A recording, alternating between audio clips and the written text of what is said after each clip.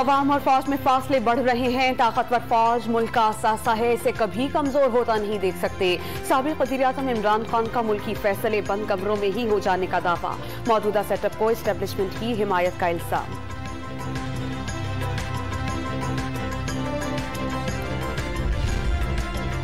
4 साल तक मुल्क को बहरानों के सिवा कुछ नहीं मिला। इमरान खान की पूरी सियासत फेक न्यूज से भरी पड़ी है। विफाकी वजीर इत्तलात व नशरियात मरियम औरंगजेब बरस पड़ी।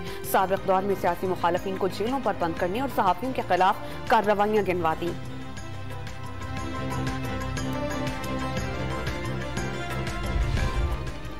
ज़िमनी इलेक्शन से एक रोज कल पंजाब में दिलचस्प सूरत हाल। पुलिस ने पाबंदी के बावजूद पंजाब आने पर आजाद कश्मीर के वजीर मकबूल गुज्जर को लाहौर से बेदखल कर दिया। दूसरी गाड़ी में सवार 3 अफराद गिरफ्तार।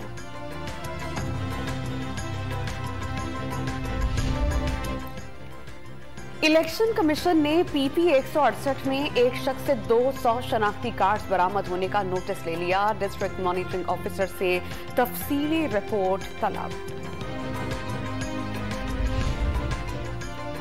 कोह सुलेमान से निकलने वाले सैलाबी रैलों ने जुबी पंजाब का रुख कर लिया।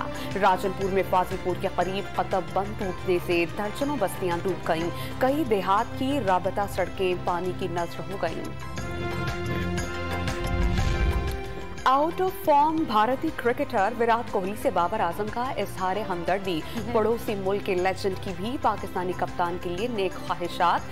सोशल मीडिया पर हरीफ ममालिक के खिलाड़ियों के रवाबित को सराहा जाने लगा।